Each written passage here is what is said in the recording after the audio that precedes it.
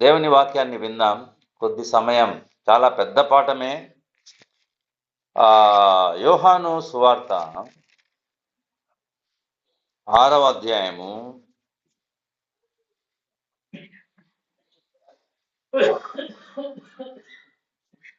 66వ వచనం నుంచి చదువుకున్నాం. Page number 87.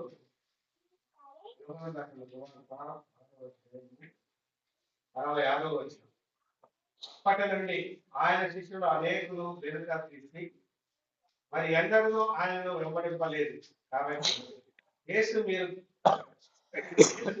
కూడా వెళ్ళిపోవాలని అంటే 12 మందిని అడుగుగా సీమోను పేతురు, ప్రభువా, ఎవరి ఎదుగు వెళదాము?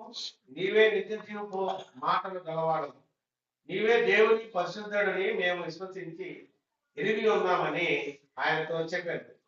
అందుకు యేసు, నేను మిమ్మును 12 ఏర్పరచుకోలేదా? మీలో ఒకడు సాతాను అని వారితో చెప్పాడు. సీమోను ఇస్కరియోతు కుమారుడైన యూదా 12 మందిలో ఒకడైంది ఆయన అప్పగింపబోచుండెను కనుక వాని గురించి ఆయన ఈ మాట చెప్పాను. ప్రార్థన చేసుకుందామండి. జీవాధిపతి అయిన మా ప్రభువా, వాక్య భాగాన్ని దీవించి సంఘమునకు క్షేమమును అనుగ్రహించడానికి మీరు ఇచ్చిన ఈ భాగ్యమును బట్టి స్తోత్రం చెల్లిస్తూ వాక్యమును మీ సన్నిధిలో మీ కృప ద్వారా ధ్యానం చేసుకుంటూ ఉన్నాం తండ్రి. ఆమేన్. ప్రభునందు పిల్లారా,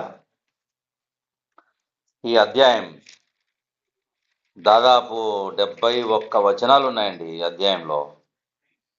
ఏమండి, గలిలయ 6వ అధ్యాయం ప్రారంభంలో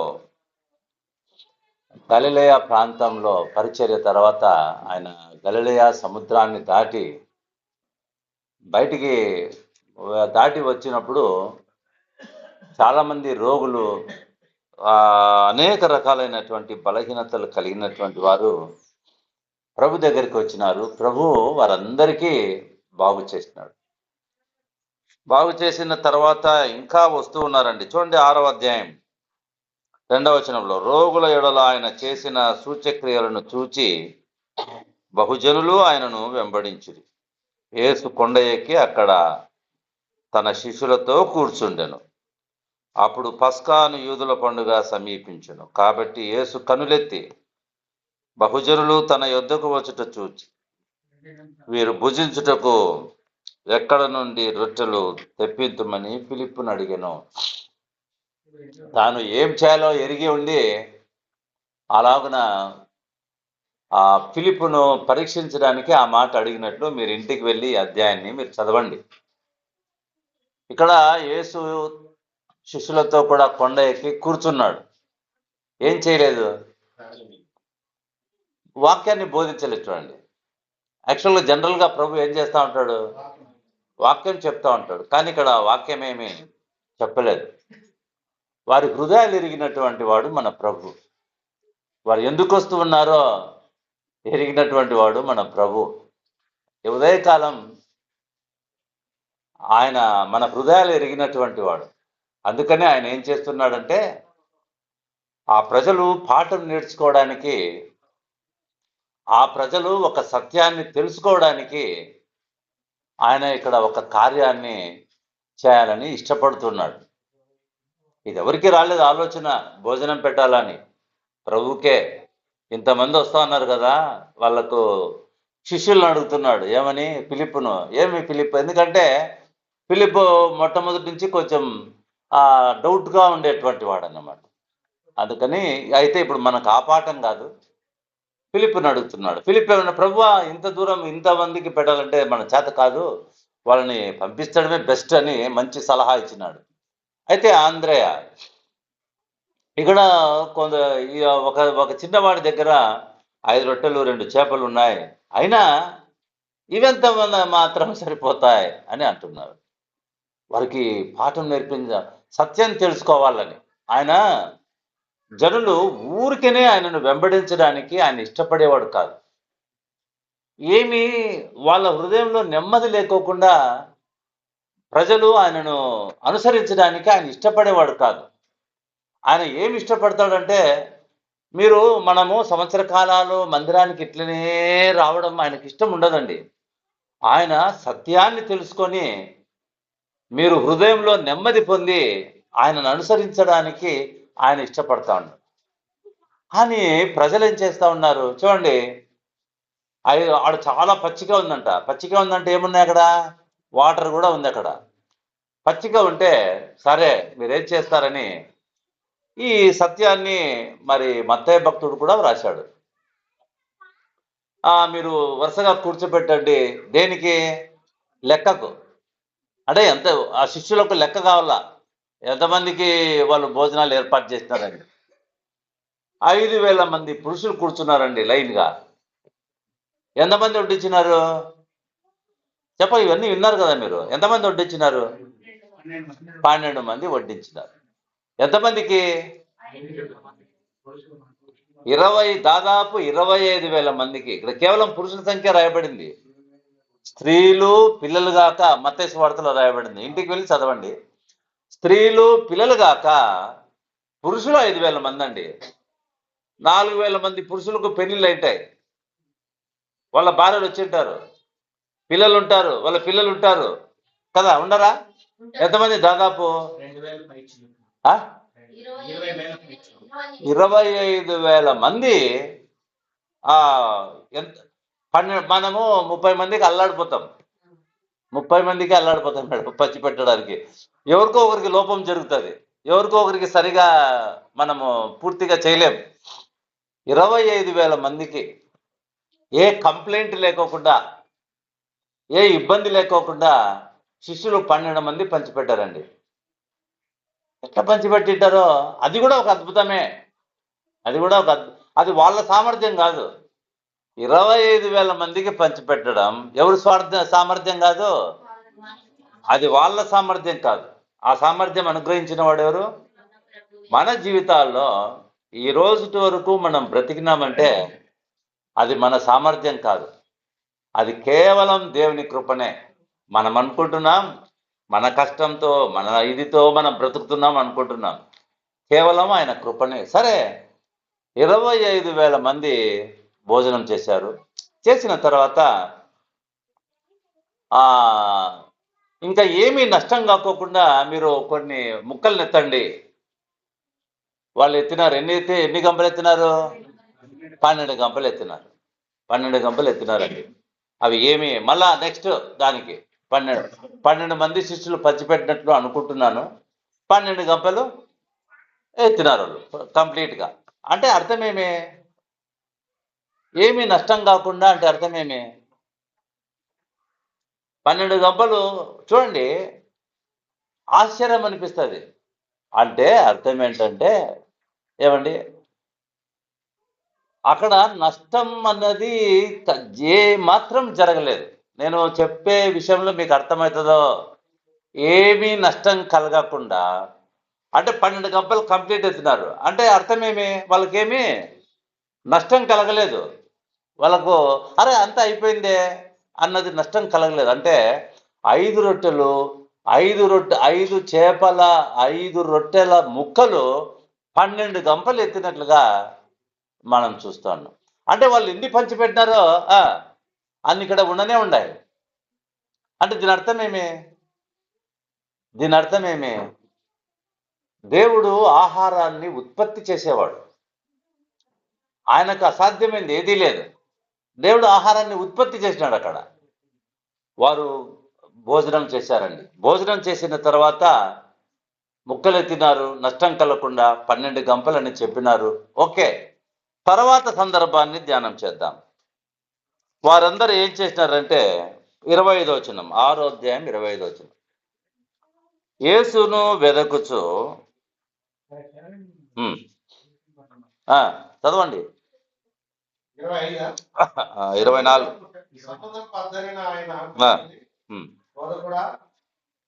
ఇక్కడికి వచ్చేవాళ్ళని అడుగుగా, యేసు మీరు సూచనలను చూడటం వలన కాదు, కానీ రొట్టెలు భుజించి తృప్తి పొందటం వలనే నన్ను వెతుకుతున్నారని నిశ్చయముగా చెబుతున్నాను. ఎందుకు వెతుకుతున్నారంటే ఆయన మీరు సూచనలు చూసి పాటలు నేర్చుకోవడానికి రావటంలే.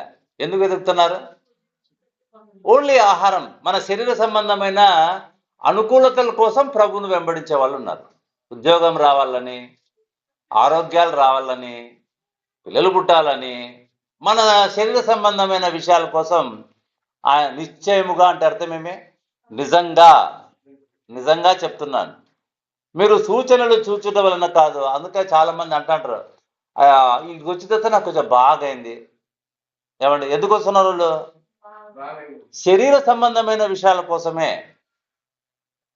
ఏమండి, మీరు సూచనలు చూచుట వలన కాదు కానీ మీరు భుజించి తృప్తి పొందటానికే నన్ను వెతుకుతూ ఉన్నారు. వాళ్ళకు చూడండి, వాళ్ళందరికీ ఆకలి తెలుసును బాగానే. కాబట్టి ప్రభు వారితో నిజంగా మీతో చెప్తున్నాను, మీరు సూచనలు చూసి దాంట్లో ఉన్న ఆత్మీయ సత్యాలను గ్రహించడానికి రావటం లేదండి. అందుకనే ప్రభు కొండ ఎక్కి కూర్చుండి వాళ్ళకి ఏం పెట్టినాడు? బోధించినాడా? ఎందుకు బోధించలేదు? బోధిస్తే వాళ్ళు వినే స్టేజ్లో లేరు. అందుకనే వాళ్ళకి ఏం పెట్టేసినాడు? ఆహారాన్ని పెట్టేసినాడు. నెక్స్ట్, వాళ్ళు వెతుక్కుంటూ ప్రభు వద్దకు వస్తే ఏమంటున్నాడో చూద్దాం. 27వ వచనం.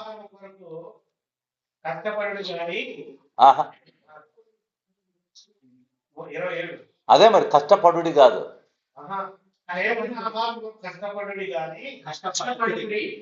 క్షయమైన ఆహారము కొరకు. ఏమంటున్నాడు? వాళ్ళు దేని కొరకు కష్టపడుతున్నారు? క్షయమైన ఆహారం కొరకు కష్టపడకుడి కానీ అక్షయమైన ఆహారం కొరకు. అంటే ఈ క్షయమైన ఆహారం కోసం అంటే ఈ రోజు ఉండి రేపు కుళ్ళిపోయేది, లేదా ఈ రోజు తింటే అదేమి స్టాండర్డ్గా మన కడుపులో ఉండదు, అరిగిపోతుంది. అదేమి ఆహారం? అది క్షయమైన ఆహారం. దానికోసమే మన కష్టమంతా. ఈ రోజు వరకు చాలా మంది కష్టం అదే. ప్రభు ఏమంటున్నాడు? దానికోసం మీరు కష్టపడకండి అంటున్నాడు. ఎందుకంటున్నాడు ఆ మాట? క్షయమైన ఆహారం కోసం మీరు కష్టపడకుడి అంటే అర్థమేమి? ఎందుకు కష్టపడకూడదు అంటే, మత్తయి సువార్త 6వ అధ్యాయంలో మీరు పక్షులను చూడండి, నేను పోషిస్తున్నాను.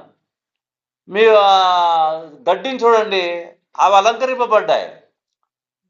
మీరెంతో శ్రేష్ఠులు, మీకు అక్కరవన్నీ, నాకు ఏమేమి అక్కరో నాకు తెలుసును, నేను వాటిని తప్పకుండా అనుగ్రహిస్తాడా లేదా? ఇంకా దానికోసం కష్టపడాలనా? ఈరోజు వాక్య సత్యం కోసం ఎవరు కష్టపడడం లేదండి. అందుకనే ఆ క్షయమైన ఆహారం కోసం మీరు కష్టపడకూడి కానీ నిత్య జీవము కలుగజేయు అక్షయమైన ఆహారం కొరకే కష్టపడాలి. ఇప్పుడు మనం దేని కొరకు కష్టపడాలంట?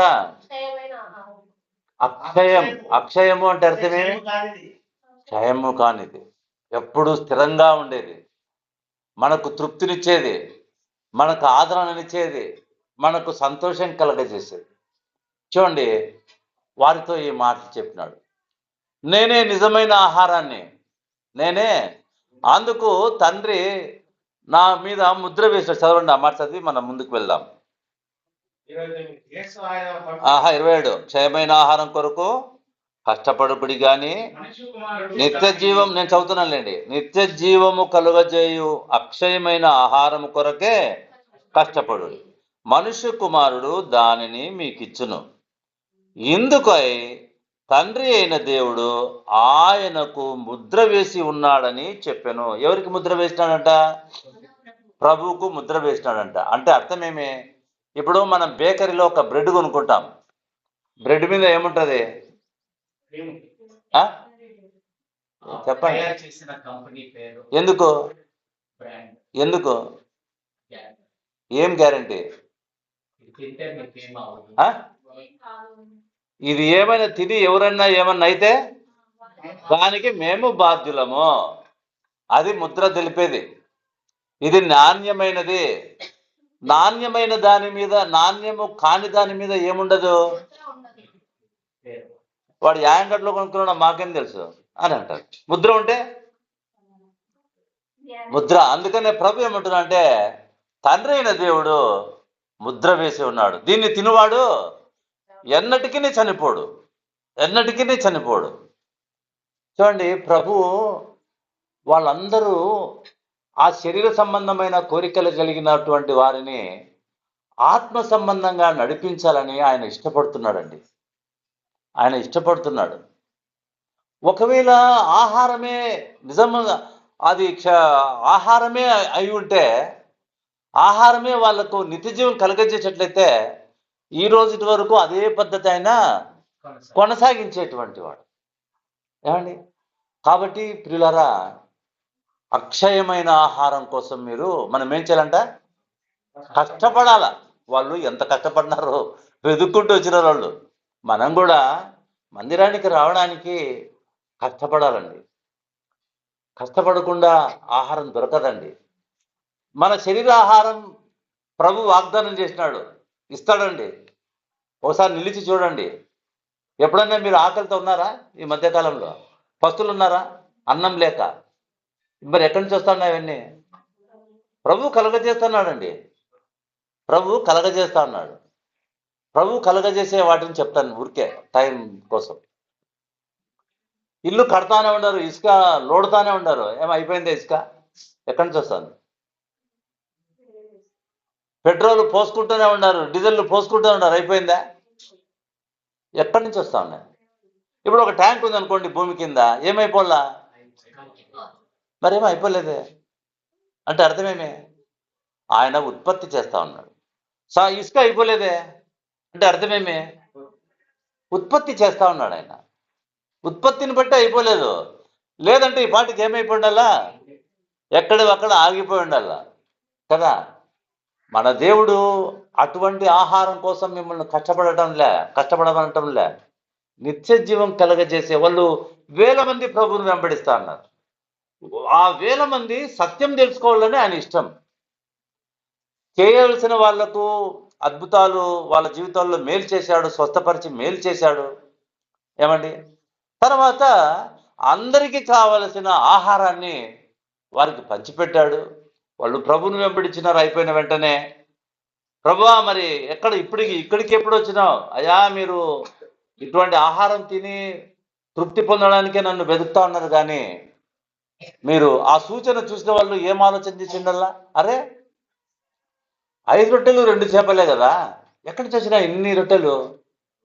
ఎవరు తయారు చేసినారు ఇవన్నీ? వాళ్ళకి ఆలోచన కలగాల కదా. అట్లా ఆలోచన కలగలే వాళ్ళు. మళ్ళా వాళ్ళు ఏం చేస్తున్నారు? ప్రభువును వెంబడిస్తాను. అయా, నేనే నిజమైన ఆహారాన్ని నేనే అని వారికి బోధిస్తున్నాడు. ప్రభునందు ప్రియమైనటువంటి వాళ్ళారా, అవునండి, ప్రభు అయిన యేసుక్రీస్తు చెప్పిన మాట, అంత పెద్ద పాఠాన్ని మనం ఇంతట్లో ధ్యానం చేయలేం, కానీ మీరందరూ ప్రోత్సహింపబడి మందిరానికి వచ్చేలాగున ప్రభు నాకు ఇచ్చిన భారాన్ని బట్టి నేను మాట్లాడుతున్నాను. ప్రభు పక్షంగా కష్టపడాలి. మనం కష్టపడకపోతే సులభంగా శరీర సంబంధం కోసమే మీరు అంత కష్టపడతా ఉంటే, ఆత్మ సంబంధమైన దానికి చిన్న చిన్న వాటికి కారణాలు చెప్పడం అండి. మనం చిన్న చిన్న వాటికి మీరు ఆయన కృప తెలిస్తే, ఒక కారణం కూడా నాకు తెలిసి మీకు ఆయన కృప ఎంత సమృద్ధో అర్థం కావటం లేదు. సరే, అయితే వాళ్ళు అడుగుతున్నారు యూదులు, మేము నమ్మడానికి నువ్వు ఏ క్రియ మేము ఎట్లా దేవుని క్రియ ఏంటి? నన్ను నమ్మడమే ప్రభు. ఇవన్నీ మీరు చదవండి ఇంటికి వెళ్ళి. నన్ను నమ్మడమే. సరే, మేము నిన్ను నమ్మడానికి నువ్వేం చేయబోతున్నావు? మళ్ళా వాళ్ళు ఏంటి, నువ్వు ఏ సూచక క్రియ చేయబోతున్నావు? ఏమండి, ఇవన్నీ మనం కూడా ఇట్లనే ప్రశ్నలు. ఆయన నమ్మడానికి ఇట్లుంటే మేలు, ఇట్లా చేస్తే మేలు అని మాట్లాడుకుంటున్నాం. సరే, చివరిగా మనం ఏం చేస్తున్నామంటే, చూడండి, వాళ్ళందరూ ఏమన్నారంటే, మోసే మాకు, చూడండి 32వ వచనం, కాబట్టి యేసు పరలోకము నుండి వచ్చు ఆహారము మోషే మీకు ఇయ్యలేదు, నా తండ్రియే పరలోకము నుండి వచ్చు నిజమైన ఆహారము మీకు అనుగ్రహించుచున్నాడు. పరలోకము నుండి దిగి వచ్చి లోకమునకు జీవమునిచ్చున్నది దేవుడు అనుగ్రహించు ఆహారమై ఉన్నదని మీతో నిశ్చయముగా చెప్పుచున్నానని వారితో చెప్పెను. కావున వారు, ప్రభువా, ఈ ఆహారము ఎల్లప్పుడూ మాకు అనుగ్రహించుమని. వాళ్ళు ఏమనుకుంటున్నారు? శరీర సంబంధమైన ఈ ఆహారం ప్రభువా ఇంకా మాకు ఎల్లప్పుడూ మాకు దయచేయ ప్రభువా అని అంటున్నారు. అందుకు యేసు వారితో ఇట్లనెను, జీవాహారము నేనే, నా ఎదుకు వచ్చువాడు ఏ మాత్రమును ఆకలిగొనడు, నా యందు విశ్వాసం ఉంచువాడు ఎప్పుడునూ దప్పికొనడు. మీరు నన్ను చూచియుండి విశ్వసింపకయున్నారని మీతో చెప్పి తిని. తండ్రి నాకు అనుగ్రహించు వారందరూ నా ఎద్దుకు వత్తులు, నా ఎద్దుకు వచ్చువాడిని నేనెంత మాత్రమును బయటకు త్రోసివేయను. ఇప్పుడు వాళ్ళందరూ ఎవరంట? ఆ 25,000 మంది వారందరూ ఎవరంట? తండ్రి అనుగ్రహించిన వాళ్ళే కదా, అనుగ్రహించిన వాళ్ళే కదా. వాళ్ళను ఏమి బయటికి పంపేవాడు కాదు. వాళ్ళని ఏం కావాలని కోరుకుంటున్నాడు మన ప్రభు? వాళ్ళు సత్యాన్ని గ్రహించాలని కోరుకుంటున్నాడు. కాబట్టి ఇప్పుడు ఈ ఈ దినం మనం కూడా ప్రభునందు సత్యాన్ని గ్రహించేటువంటి వారుగా మనం ఉండాలి. తర్వాత 41వ వచనంలో యూదులు ఆయనను గూర్చి సనుక్కొన్నారు. సనుక్కొని ఏమన్నారంటే, ఈయన యోసేపు కుమారుడైన యేసు కానా? ఈయన తల్లిదండ్రులను మనం ఎరుగుదుము కదా. నేను పరలోకము నుండి ఎంత సులభంగా ఆలోచన చేస్తున్నారో చూడండి. ప్రభును ఎంత సులభంగా ఆలోచన చేస్తున్నారో. మంచిది, మళ్ళా మనం ఎప్పుడైనా నేర్చుకుందాం ఈ పాఠాన్ని, ఎందుకంటే మనం చదువుకున్న పాఠానికి ఇంకా రాలేదు కదా. తర్వాత 49వ వచనం, మీ పితరులను అరణ్యములో మన్నాను తినినను చనిపోయింది. దీనిని తినువాడు చావకుండానట్లు పరలోకము నుండి దిగి వచ్చిన ఆహారము ఇదే. పరలోకము నుండి దిగి వచ్చిన జీవాహారమును నేనే. ఎవడైనను ఈ ఆహారము భుజించితే వాడు ఎల్లప్పుడూ జీవించును. మరియు నేనిచ్చు ఆహారము లోకమునకు జీవము కొరకైన నా శరీరమే అని మీతో నిశ్చయముగా చెప్పుచున్నాను. యూదులు ఆయన తన శరీరమును ఎలాగూ తిననీయగలడని ఒకనితో ఒకడు వాదించి ఇది చాలా ఆటంకం అయిపోయింది వాళ్ళకు. ఆటంకం ఇదేందయ్యా, ఇది శరీరాన్ని ఎట్లా తింటాం? వాళ్ళు చేప రొట్టెలు ఎట్లా తిన్నారండి? వాళ్ళు ఎవరైనా తయారు చేసి పంపించినారా? ఎట్లా తిన్నారు వాళ్ళు? ఎట్లా తిన్నారు? ఒరిజినల్గా తిన్నారా లేదా? వాళ్ళు ఎత్తిపెట్టింది ఎందుకు? ఇది ఒరిజినలే అని, ఒరిజినలే అనేదానికే వాళ్ళు 12 కంపెనీలు ఎత్తినారు కదా. అది మాయమంత్రం కాదు కదా. వాళ్ళకి అన్ని తెలుసును. అరే, ఈయన శరీరాన్ని ఎలాగున తిననీయగలుగుతాడు అని వాళ్ళందరూ కూడా వాదించారు. అరే, ఇది కఠినమైన మాట, దీన్ని ఎవరు వింటారు? ఇది చాలా మందికి ఇప్పటికి కూడా అనేకులకు అర్థం కానటువంటి పాఠం. ఏమండి? అవునండి ప్రియులారా, శరీరానికి ఆకలి ఎట్లా ఉంటుందో మనము గుర్తెరగాల్సింది ఏమిరా అంటే, ఆత్మకు కూడా ఆకలి ఉందండి. మరి ప్రభుని నమ్ముకున్నాం కదా, మనకి ఇప్పటి వరకు ఏం కాకూడదు, కానీ ఆకలి అవుతుందే. అదేం ఆకలి? కానీ ప్రభు ఆత్మ సంబంధమైన ఆకలిని ఎరిగిన వాడు ప్రభువును భుజిస్తే వాడు ఎన్నటికీ ఆకలి కొనడండి. ఇది ఇక్కడ చెప్పబడినటువంటి మాట. అసలు ప్రభువును భుజించడం అంటే ఏంటి? శిష్యులు సైతం కలవరపడ్డారండి. ఇంకా అనేకులు కలవరపడ్డారు. ఇది ఎట్లా అని. అంటే ప్రభు ఏం చెప్తున్నాడు? అవన్నీ కూడా ఆత్మ సంబంధమైనటువంటి మాటలే. ఆ ఆహారాన్ని భుజించడం, వాళ్ళు ఎట్లా తిన్నారు? ఆహారాన్ని అంతా ఎట్లా తిన్నారు? మామూలుగానే తిన్నారు కదా. అదే విధంగానే ఇప్పుడు పాఠానికి వద్దాం. 60వ వచనం, ఆయన శిష్యులలో అనేకులు ఈ మాట విని, ఇది కఠినమైన మాట, ఇది ఎవడు వినగలడని చెప్పుకోలేదు. యేసు తన శిష్యులు దీనిని గూర్చి సనుగుకొనుచున్నారని తనకు తానే ఎరిగి వారితో ఇట్లా నేను, దీని వలన మీరు అభ్యంతరపడుచున్నారా? అలాగైతే మనుష్య కుమారుడు మునుపున్న చోటునకు ఎక్కుట మీరు చూచిన ఎడల ఏమందురు? ఆత్మయే జీవింపజేయనదంటే అర్థం ఏంటి?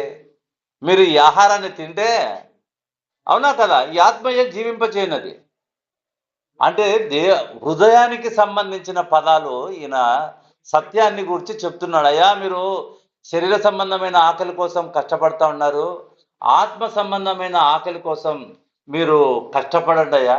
ఆత్మ సంబంధమైన ఆకలిని ప్రభువు మీకు అనుగ్రహిస్తున్నాడు. ఆయన కలువరి శిలువలో చనిపోయి సమాధి చేయబడి తిరిగి లేచి మన హృదయంలో నిత్య జీవాన్ని అనుగ్రహిస్తున్నాడు. ఇదే ఆయన లోకానికి ఇచ్చే ఆయన ఆహారం. దీన్ని మనం ఏం చేయాలంటే అనుభవించాలి అని వారికి తెలియపరుస్తున్నాడు. అప్పుడు శిష్యులు కూడా అభ్యంతర పడుతుంటే, సరేలేనయ్యా, మీరు లిటరల్గా అక్షరార్థంగా మీరు తినాలా అనుకున్న వాళ్ళు చాలా ఇబ్బంది పడుతున్నారు కదా, మరి మునుపున్న చోటునకు మన ప్రభు ఎక్కుట చూస్తే మీరేమంటారు? మునుపున్న చోటునకు అంటే మీరేం చేయాలి? మీరేం తింటున్నారు? దేవుని ఆ వాక్యము శరీరధారి అయి కృపాసత్య సంపూర్ణుడుగా, అంటే మనం ఏం తినాలా? వాక్యమే కదా. ఇది ప్రభు చెప్పినటువంటి మాట. వాళ్ళకి అది ఇబ్బందికరం అయిపోతే వాళ్ళు ఏం చేసినారు?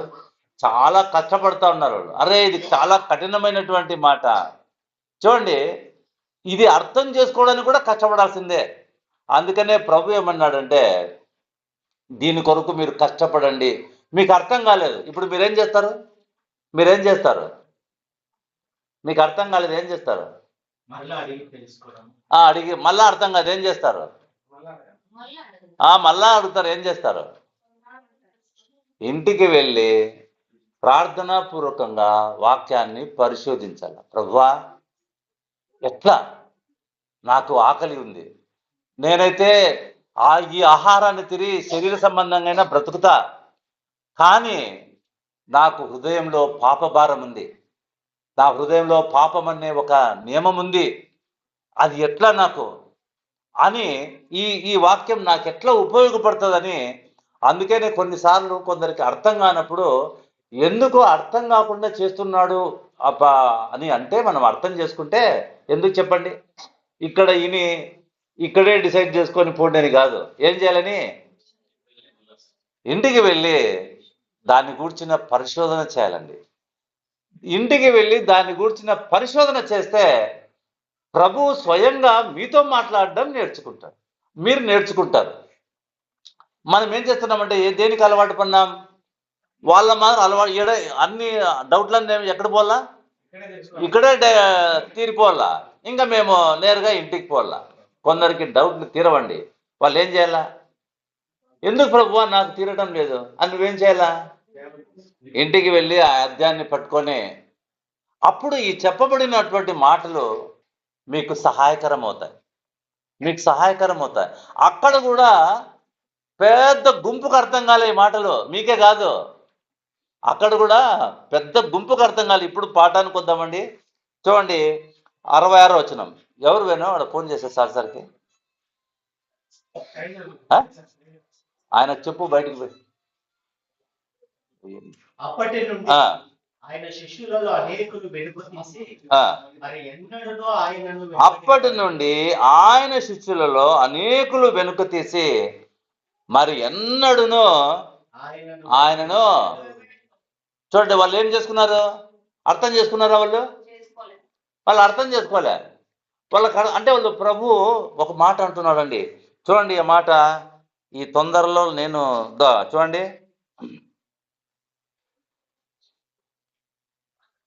మీలో విశ్వసించని వారు కొందరున్నారని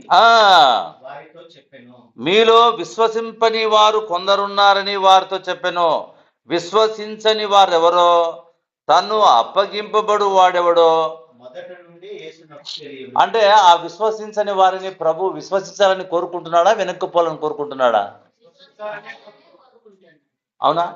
ఎవరైతే ఇంకా విశ్వసించలేదో, ఎవరు విశ్వసించలేదో వారికి తెలుసును, ఎవరు విశ్వసించినారో వాళ్ళకి తెలుసును. అందుకనే ప్రభు ఈ పాఠాన్ని చెప్తున్నాడు. వాళ్ళు వెనక్కి పోవాలని చెప్తున్నాడా? పాఠం వాళ్ళు కూడా వాక్యాన్ని విని సత్యాన్ని గ్రహించాలని. అందుకనే వాళ్ళు చెప్తున్నాడు, అయ్యా నేను ఎందుకు ఇంత కఠినమైన మాట చెప్పినానంటే, ఎందుకు ఈ సత్యాన్ని చెప్తున్నానంటే, వాళ్ళు 24 గంటల ఆహారం కోసమే కష్టపడతారు.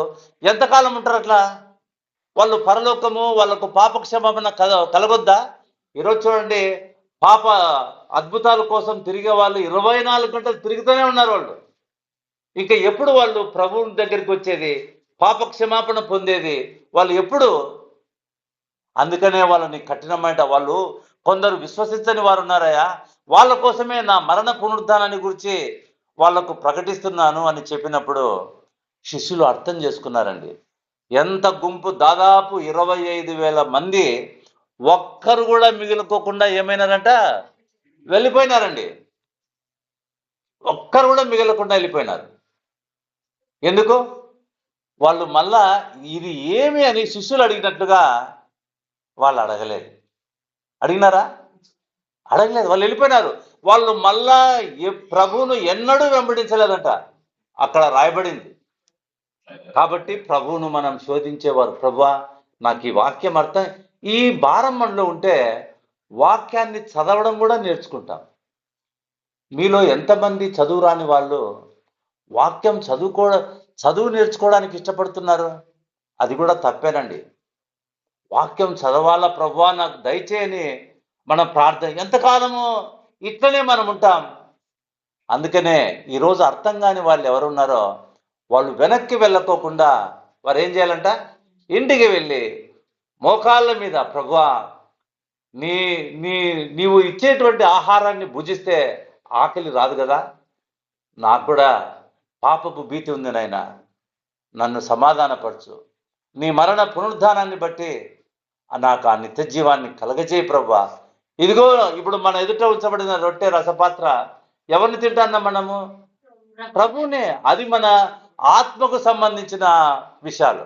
శరీరానికి అక్షరార్థంగా ఉంటుంది ఆహారం, ఆత్మకు ఆత్మీయంగా ఉంటుంది. అందుకని నేను చెప్పే మాటలు ఆత్మయు జీవమునై ఉన్నాయి అంటున్నాడు.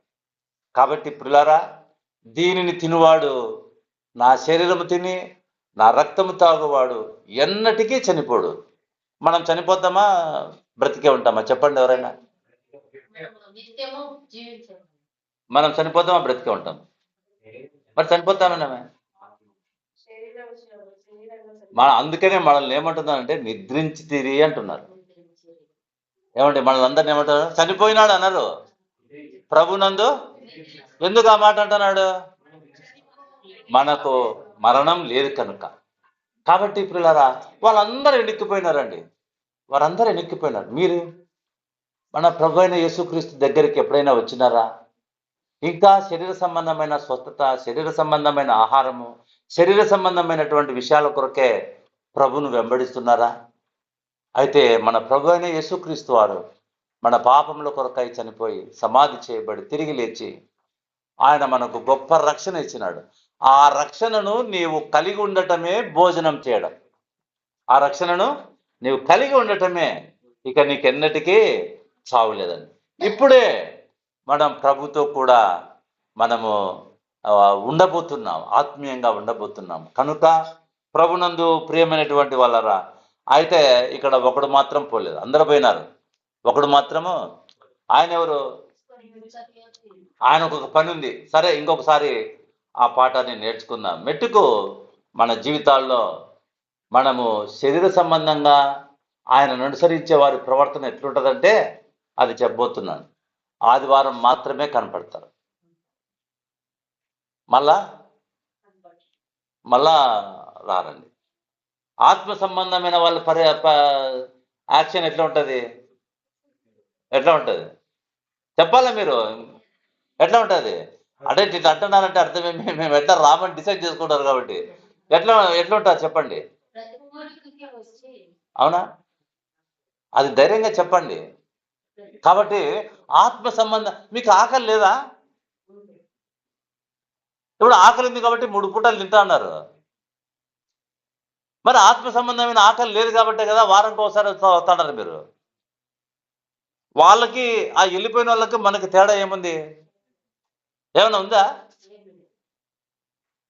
చెప్పండి.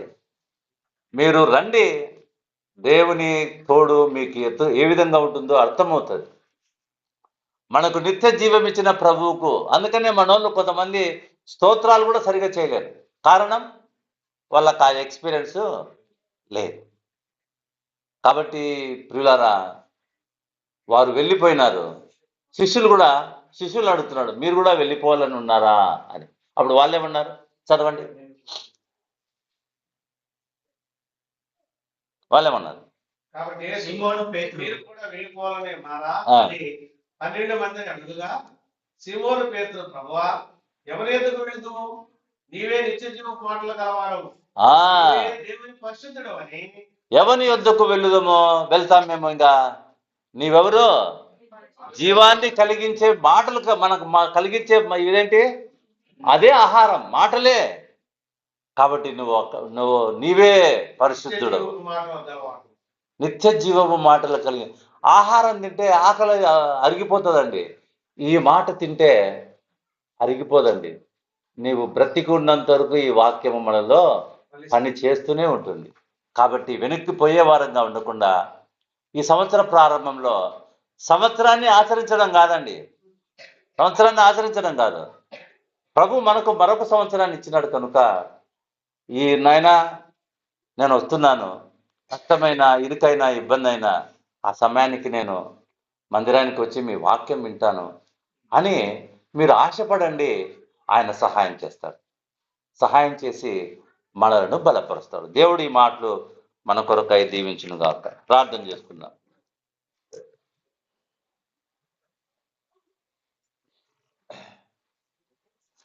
ప్రార్థన చేద్దామండి. జీవాధిపతి అయిన మా ప్రభువా, మీ పరిశుద్ధమైన నామమునకు స్తోత్రాలు నాయనా. ఇంతవరకు నాయనా మమ్మల్ని నిలిపి ఆరాధనలో మీ దాసుని వాడుకొని నాయనా నిలిపి మాట్లాడినందుకై మీకు స్తోత్రాలు. ఆరాధనలో మీరు నిలిపి బలపరిచినందుకై స్తోత్రాలు నాయనా. యాక్చువల్గా కడపకు వెళ్ళాలి, మీ కృపచేత మీ నడిపింపును బట్టి ఇక్కడ ఉండి ఆరాధన తలంపులు ఇవ్వడానికి కృప చూపిన స్తోత్రాలనైనా. సంఘమంతటికి క్షేమం కలగ చేయండి. చిన్న చిన్న బలహీనతలను క్షమించి నాయనా, మా జీవితాల్లో మేము మందిరపు గడప యొద్ద మేము పడి ఉండటానికి మాకు నేర్పించి, ఇక మీదట మందిరానికి రావడానికి మమ్మల్ని ఈ వాక్యం చేత బలపరిచినందుకు మీకు స్తోత్రాలు. చేరి వచ్చిన ప్రతి కుటుంబాన్ని ఆదరించండి. రాలేని వారికి కూడా క్షమాపణ దయచేసి మరొక వారం వారు రావడానికి మీరు అక్కడ సహాయం చేయండి. ఈ వారం జరిగే ప్రతి కూడికను మీ ఘనమైన హస్తాలకు అప్పచెప్పుకుంటున్నాం. ఆ కూడికలను మీ ప్రేమ చేత ఆశీర్వదించండి నైనా. అనుకూలమైనటువంటి కార్యాలు జరుగులాగున సహాయం చేయండి. మొన్న గృహ కూడికలో సహోదరి తిప్పమ్మ మరి మీ అందు విశ్వాసం ఉంచి ఉంటుండగా నైనా బలపరచండి నైనా. ఆ దాసురాలని తన కుటుంబంతో నైనా ఆదరణ చూపించమని ప్రార్థన చేస్తూ ఉన్నాం. ఎంతో ప్రయాసపడ్డారు నైనా సహోదరుడు సునీలు నారాయణ స్వామి. వారి పట్ల కూడా మీ చాలిన కృపను దయచేయమని ప్రార్థన చేస్తున్నాం నైనా. నీ దాసులు వాక్యం చెప్పేవారిని నీవు లేపండి నైనా. నైనా ప్రయాసపడేవారిని నీవు లేపండి నైనా. మేం భంగపోవడం తప్పునైనా.